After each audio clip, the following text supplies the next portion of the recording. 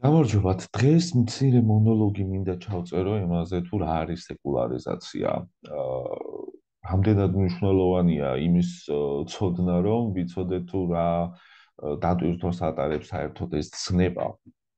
სეკულარიზაციის პროცესი მოიცავს სახელმწიფოსა და ეკლესიის ერთმანეთისგან გამიჯვნას. მას ისტორიულად ძალიან დიდი განვითარების გზა განვლილი თითქმის ყველა ქვეყანაში, რომელიც მე-17 საუკუნიდან დაიწყო ეს სეკულარიზაციის პროცესი, მოიცვა სხვადასხვაგვარი სახეები, სხვადასხვაგვარად წარმოაჩინა სეკულარიზაციამ თავისი თავი და თავის შედეგი ჰპოვა ლიბერალურ პოლიტიკაში.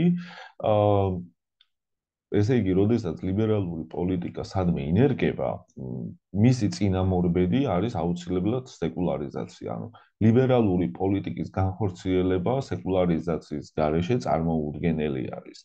ამას რა თქმა უნდა სხვადასხვა ფორმები, სხვადასხვა დროს ჰქონდა, მაგრამ დღეს მაგალითად ჩვენს რეალობაში სეკულარიზაცია ერთის მხრივ არის ძალიან დიდი პრობლემა, ხოლო მეორეს მხრივ მოცემულობა. პრობლემა იმიტომ არის, რომ ცნობიერ დონეზე და ასე რომ ვთქვათ, დემოკრატიული თვალსაზრისით და თუნდაც ხალხის განწყობების თვალსაზრისით სეკულარული ერი არ ვართ, ანუ ვერ გამიმიჯნეთ, მაგალითად, ამომრჩეველი მომხმარებელი ვერ გაიმიჯნა მრევლ მომხმარებელს, იმიტომ რომ ხშირ შემთხვევაში ეს ორივე ერთი პიროვნება არის. და ესეთი მსგავსი პრეცედენტები ხშირად ხდება. თუმცა საქართველოს კონსტიტუციის დონეზე ჩვენ სეკულარული ქვეყანა ვართ, მაგრამ გამოცდილებამ და რიგმა წარმოდგენებამ გვიჩვენა, რომ ეს პოლიტიკურ პროცესში ყოველთვის ვერ ხორციელდება, კი არა და უმეტესწილად, იმიტომ რომ სახელმწიფოს ყოველთვის ჭირდება ეკლესია და ეკლესიასაც ყოველთვის ჭირდება ყოველთვის სახელმწიფო. რათა ერთმანეთ რათა ერთად იარსებონ. იმიტომ რომ მათ საერთო ხალხი ყავს, საერთო ტერიტორია აქვს და ასე შემდეგ.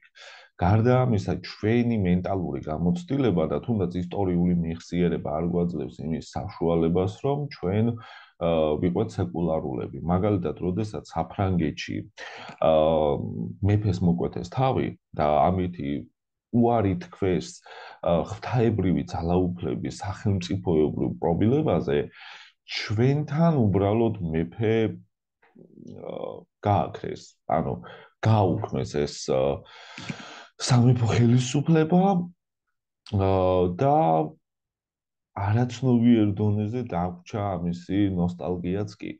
ამდენად სეკულარიზმი, როდესაც სეკულარული პროცესი, როდესაც დგება, ყოველთვის ჩდება იქ წინააღმდეგობის გრძნობა. გარდა ამისა, თანამედროვე სამეცნიერო წრეებში ამას ნაკლებ მნიშვნელობას ანიჭებენ, იმიტომ რომ თითქოს დაძლეული არის ეს პრობლემა. ერთ-ერთმა უნივერსიტეტმა ამას ბევრი წლები მიუძღვნა და ძალიან ბევრი კვლევა მიუძღვნა, მაგრამ სეკულარიზაციის კრიტიკა რეალურად თუ რატომ უნდა ვიყოთ სეკულარულები, ამის შესახებ კითხვა არავის არ დაუსვავს, ხომ? თან, როდესაც არსებობს სეკულარიზაცია, იქ ყოველთვის რაღაც გარკვეული ეტაპის შემდგომ ჩდება პოსტსეკულარული სივრცე, ისევე როგორც ყველა დარგში, იმიტომ რომ ყველაფერი არის განვითარებადი და ამ განვითარების შედეგად ყოველთვის ჩნდება მოთხოვნილება იმისი, რომ იქნება დავძლიოთ ეს სეკულარული სივრცე, ან შევცვალოთ, ხო? რადგან ხალხის საქართველოს მოსახლეობის უმეტესობა თვლის, რომ სეკულარიზმი არ არის მათთვის მისაღები, ანუ მარტივ ენაზე რომ გამოვთქვათ, ადამიანებისათვის უფრო მნიშვნელოვანი არის ხშირ შემთხვევაში ეკლესია ვიდრე სახელმწიფო. ეს ერთის მხრივ პრობლემას აჩენს იმასთან დაკავშირებით, რომ სახელმწიფო როდესაც არსებობს, მხოლოდ მაგ შემთხვევაში არსებობს ეკლესია როგორც ინსტიტუცია, იმიტომ რომ თუ სახელმწიფო არ იარსებობს, ვერ იარსებობს ეკლესია, მას უბრალოდ ეკლესიას ჭირდება ტერიტორია, სადაც ის იარსებებს. ისტორიული გამოცდილება გვახსოვს, როდესაც აღარ გქონდა სახელმწიფო, აღარ გქონდა ეკლესია და ის გახდა რუსეთის ეკლესიის ნაწილი. თუმცა თანამედროვე ქართველისთვის ამგვარად საკითხის დასმა არის ძალიან რთული ერთის მხრივ ეკლესიისთვის, რომელიც სრულიად კომფორტულ მდგომარეობაში არის, რომ არის სახელმწიფოსაგან გამიჯნული იურიდიულ დონეზე მაინც, ხოლო სახელმწიფო პირიქით ეკლესიას ხშირ შემთხვევაში პოლიტიკურად იყენებს, როგორც ყოველთვის ხდებოდა და ჩვენთან ეს რაღაც ორიგინალური შემთხვევა არ არის, ყოველთვის ესე ხდება. როდესაც ეკლესიამ დაიწყო ლეგიტიმაცია, პირველი ლეგიტიმატორი იყო ხელისუფალი, ხო? კონსტანტინე დიდგულოს ხმობდა ქრისტიანები საერთოდ კონსტანტინემდეც კი სახელმწიფოს მმართველს თხოვდნენ ლეგიტიმაციას. რომ ეღიარებინათ, იმიტომ რომ რელიგია და რელიგიური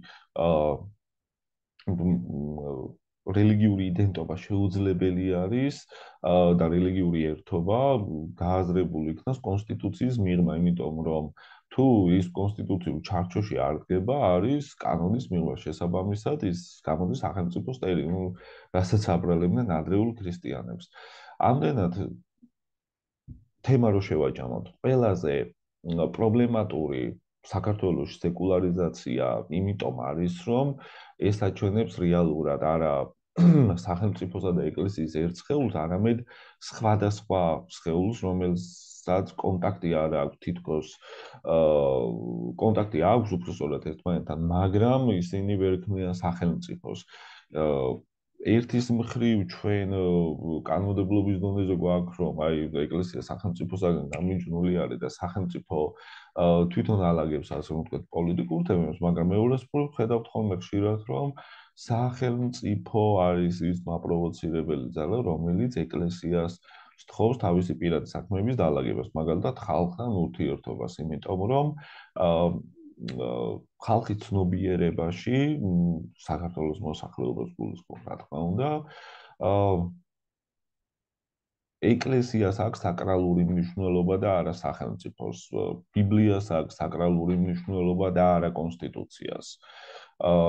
ეს თანამედროვე სეკულარული ერისთვის არის წარმოუდგენელი რეალობა. ამდენად ჩვენ ამ ეტაპზე სეკულარული ერი არ ვართ. და მომავალში თუ მოხდება პოსტსეკულარული იდეოლოგიაში იმის გათვალისწინება, რომ რეალურად ჩვენ ვართ ქრისტიანული დემოკრატიის